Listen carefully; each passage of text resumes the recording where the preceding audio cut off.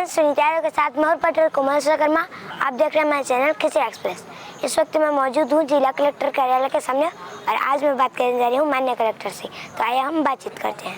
Ma'am, आपका शुभ नाम? मेरा नाम पद्मिनी भोई साहू है। इस पद पर आप कब से आए? मैं ऑल इंडिया सर्विस में 2016 से बैच की ऑफिसर हूँ और छत्तीसगढ़ कैडर में काम कर रही हूँ। सारंगढ़ में आपकी पोस्टिंग कब से हुई? सारंगढ़ में मेरी पदस्थापना मई 2026 में हुई है। 2 महीने हुए मुझे यहाँ काम करते। सबसे पहले तो आपको सारंगढ़ बिलाईगढ़ की कलेक्टर बनने के लिए बहुत बहुत बधाई एवं शुभकामनाएं। थैंक यू बच्चे। आपके शिक्षा दीक्षा के बारे में बताइए। मेरी एजुकेशन रायपुर में हुई है और मैं साइंस स्टूडेंट हूँ और ग्रेजुएशन मैंने साइंस में किया है और लॉ ग्रेजुएशन मैंने रायपुर से किया है। और ग्रेजुएशन करते करते ही मैंने पढ़ाई करते करते ही मैंने सोचा था कि मैं इस सर्विस में आऊँगी। क्या शुरू से कलेक्टर बनना चाहती थी? मैं शुरू से तो मैंने कोशिश की थी कि मैं मेडिकल एग्जामिनेशंस क्लियर करूं और मेडिकल के फील्ड में जाऊं, बट उस फील्ड में मेरा चयन नहीं होने के बाद मैंने लॉ किया। लॉ करते करते मैंने इस फील्ड को चूज़ किया और प्रशासनिक क्षेत्र में काम करने का प्रयास किया। कलेक्टर बनने के लिए आपने कैसी तैयारी बताई ताकि हमारे युवा जो पीएससी और यूपीएससी की तैयारी कर रहे हैं उन्हें मार्गदर्शन मिले?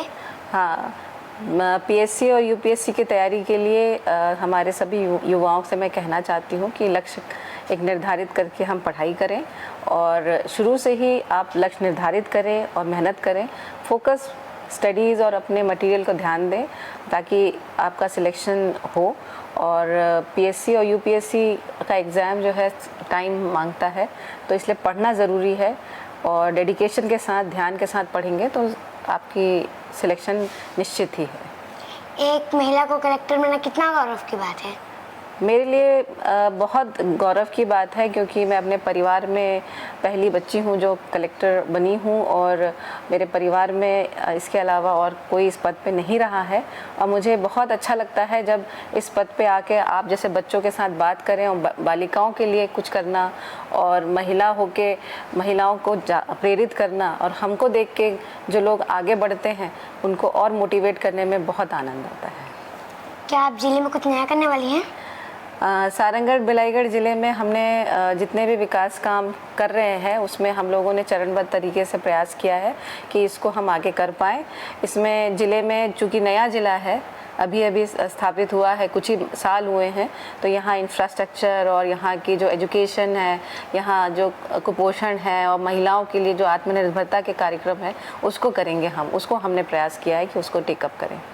जिले में सीड बॉल महोत्सव चल रहा है, उसके बारे में बताइए। हाँ, हमारे ज़िले में इस साल हमने प्रयास किया है कि हम अधिक से अधिक सीड बॉल बनाएं और बिहान की दीदियों के सहयोग से और जितने ही हमारे स्कूल के बच्चे हैं, टीचर्स हैं, उनको हमने मोटिवेट किया है कि सीड बॉल बनाएं। और सीड बॉल हम जितना अधिक बनाएंगे और सीड बॉल से जो जर्मिनेशन होता है उसका परसेंटेज काफ़ी हाई होता है, इसलिए हमने इसको प्रमोट किया है ज़िले में।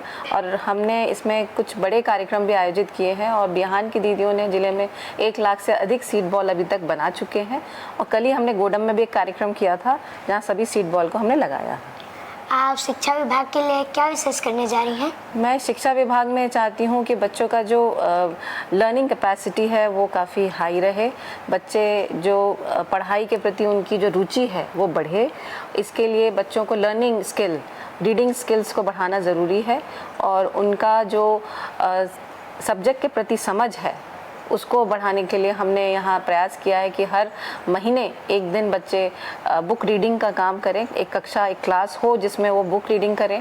स्पेशली लाइब्रेरी पे फोकस किया है कि बच्चे लाइब्रेरी जाएं और देखें, लाइब्रेरीज़ की बुक उनको इश्यूज़ हो और उनकी जो समझ है सब्जेक्ट के प्रति वो बढ़े। कलेक्टर पद की जिम्मेदारी के बारे में बताइए। कलेक्टर का पद जो बेटा ऐसा होता है कि यहाँ इतने वैरायटी, बहुत सारे काम होते हैं, आपको हर क्षेत्र में काम करना पड़ता है।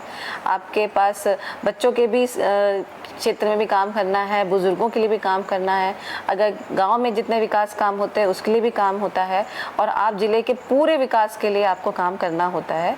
तो चूँकि सारंगढ़ हमारा नया ज़िला है तो यहाँ इंफ्रास्ट्रक्चर डेवलपमेंट और यहाँ जो रोड्स बनानी है, स्कूल बिल्डिंग्स बनानी है और जो गाँव के तक हमारे बुजुर्गों को पेंशन नहीं मिली है वो पहुंचाना है। आप बच्चों तक हमें टाइमली यूनिफॉर्म्स को, आपके किताबें पहुंचानी है, आपकी स्कूल बिल्डिंग्स को ठीक करना है। तो ये सारे काम कलेक्टर के होते हैं। तो ये सारे ओवरऑल जिम्मेदारियों को कलेक्टर को निभाना होता है, जिससे पूरे समाज का पूरे ओवरऑल डेवलपमेंट हो सके। हमें अच्छी जानकारी देने के लिए धन्यवाद। थैंक यू, आपने भी मेरा इंटरव्यू लिया उसके लिए बहुत बहुत धन्यवाद।